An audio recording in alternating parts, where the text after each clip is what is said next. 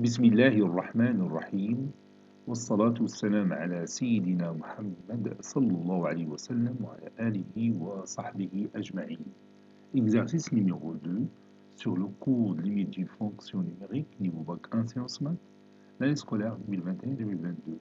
Soit j'ai une fonction numérique définie sur R par g de x est égal à 2x au carré moins x plus 1. Montrer en utilisant la définition que limite de g de x quand x tend vers 1 est égal à 6. Prenez votre cahier des exercices, copiez ces données, puis vous allez prendre votre cahier de brouillon et vous allez chercher cette limite. Ou bien plutôt montrer que la limite de g de x quand x tend vers 1 est égale à 6.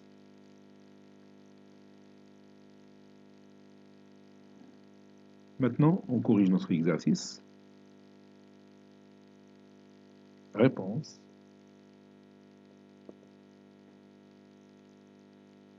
Montrant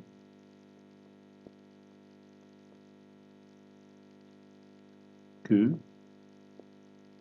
limite de g de x quand x tend vers 1 égale à 6. Bien sûr, en utilisant la définition. Comme d'habitude, quel que soit epsilon positif, existe-t-il un certain alpha strictement positif? Bien sûr, ce alpha dépend de ce epsilon, tel que quel que soit x appartenant au domaine de définition de f, c'est-à-dire appartenant à R, oui, la valeur absolue de x moins 1 inférieure strictement à alpha. Normalement, on dit la valeur absolue de x moins 1 compris entre 0 et alpha, puisqu'il est défini sur R, cette fonction est définie sur R, donc on met tout simplement valeur absolue de x moins 1 inférieure à alpha.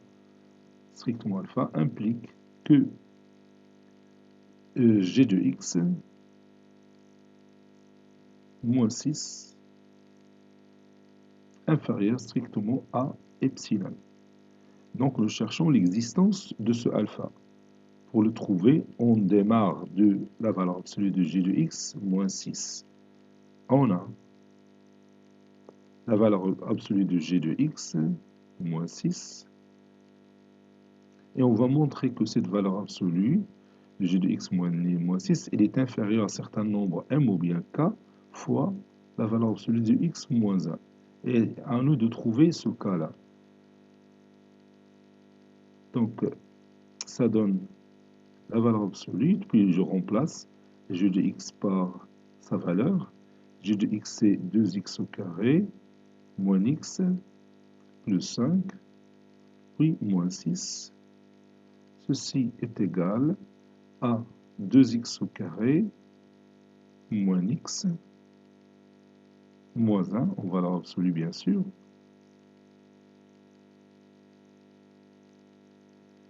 Puis j'essaye de factoriser cette expression mathématique. Donc je peux utiliser delta, comme je peux utiliser cette astuce 2x au carré, puis moins 2x plus x. Moins 2x plus x et moins x. Donc maintenant je peux factoriser facilement sans utiliser delta. Donc c'est 2x facteur de x moins 1 plus x moins 1.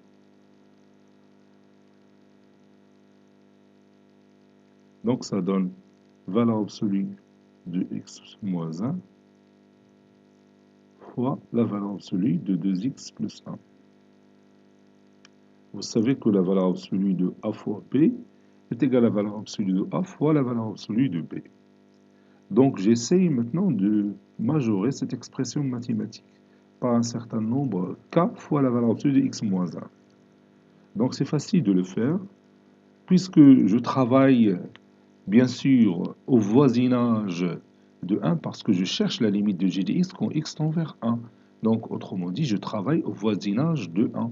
Qui dit au voisinage de 1, je prends un nombre tellement très proche de 1, de l'ordre de 10 puissance moins 20 ou bien 10 puissance moins 30, cette distance qui sépare ce nombre de 1. Donc, je vais l'ensemble R pour x appartenant à R. Donc, je peux tout simplement travailler sur un intervalle centré en 1. Donc, soit x حيت حنا خدامين في لا ليميت هي au voisinage de 1 دونك غادي ناخد واحد الانترفال سونطري en 1 هو هذا 0 2 du rayon 1 donc x compris entre 0 et 2 bon علاش خديت هذا tout simplement pour majorer cette expression mathématique par un certain nombre k باش تولي k fois la valeur absolue de x moins 1 وهنا تتسهل عليا المأمورية باش نلقى ألفا صحيح داكوغ دونك هادشي راه شفناه في الدرس اللي عنده مشكل مع هادشي اللي تنهضر عليه دروك يرجع للدرس ديالي من البداية ديالو راه غادي يفهم هاد التفاصيل إن شاء الله donc ceci implique que donc je multiplie tous les membres par 2 ça donne 0 inférieur strictement à 2x inférieur strictement à 2 fois 2 2 fois oui ici c'est 2 2 fois 2 c'est 4 j'ajoute 1 donc 2x plus 1 est inférieur à 1 et 5 il est compris entre 1 et 5 plutôt donc le nombre li هو 2x plus 1 puisqu'il est compris entre 1 et 5 donc c'est un nombre positif donc la valeur d'un nombre positif c'est lui-même donc la valeur absolue de 2x plus 1 est inférieure strictement à 5 donc maintenant j'ai majoré la valeur absolue de x plus 1 par 5 donc je vais prendre ce produit là je vais le majorer par valeur absolue de x moins 1 fois 5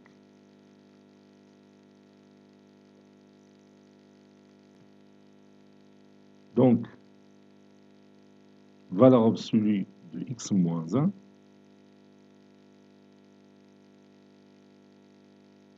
fois la valeur absolue de 2x plus 1 est inférieure strictement à la valeur absolue de x moins 1 fois 5. N'est-ce pas? Ceci implique que valeur absolue de g de x moins 6, puisqu'il est égal au produit de valeur absolue de x moins 1 fois la valeur absolue de 2x plus 1, donc ceci est inférieur strictement à 5 facteurs de valeur absolue de x moins 1. Donc pour avoir, donc je vais écrire d'abord epsilon, quel que soit epsilon positif, pour avoir valeur absolue de g de x moins 6 est inférieur strictement à epsilon, il suffit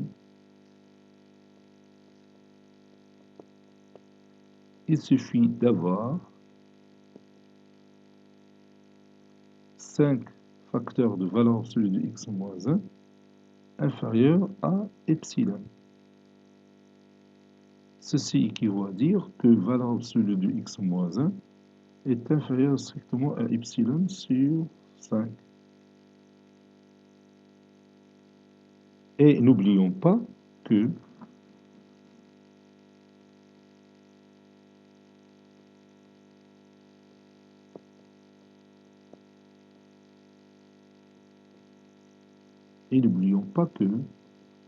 x, il appartient à l'intervalle 0,2, n'est-ce pas?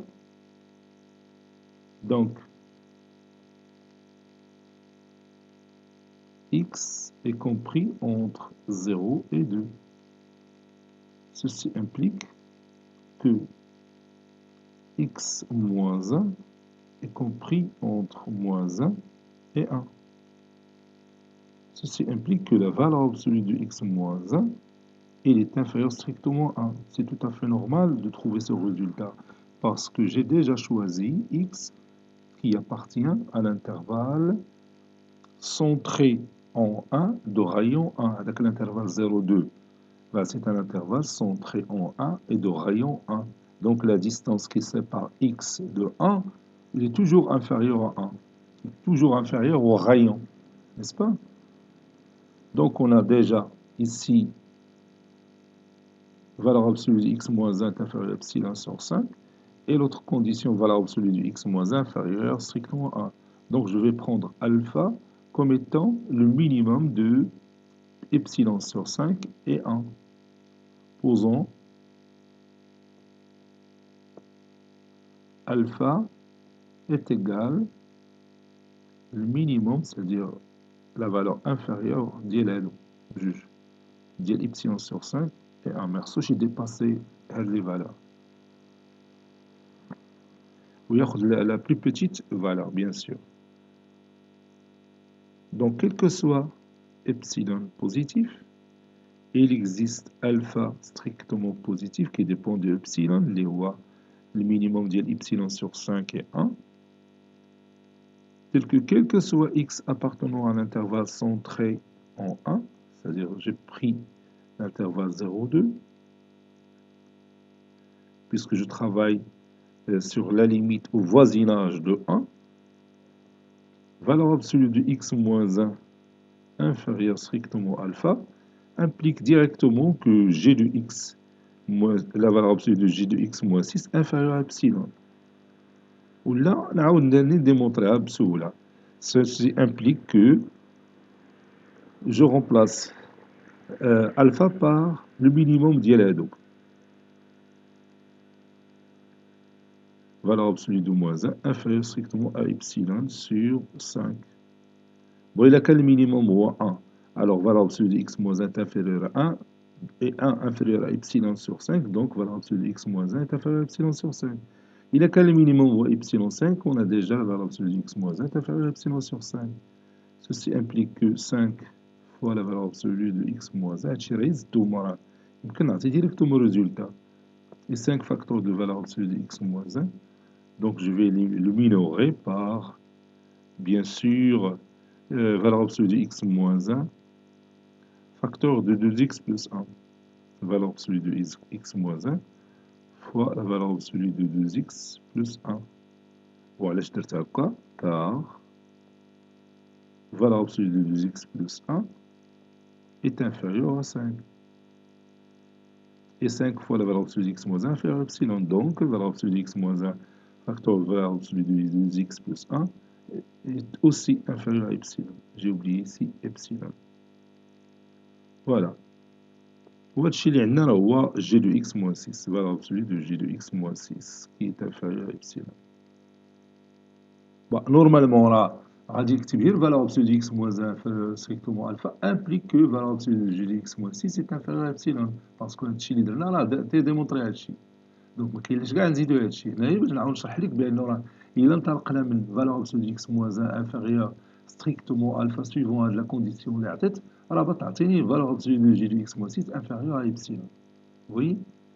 Conclusion. Limite de g de x quand x tend vers 1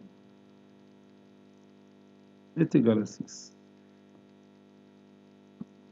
Cet exercice est terminé. Il a été préparé par le professeur Abdelatif Abdou du collège Bourg Zeytoun, Marrakech. À très bientôt.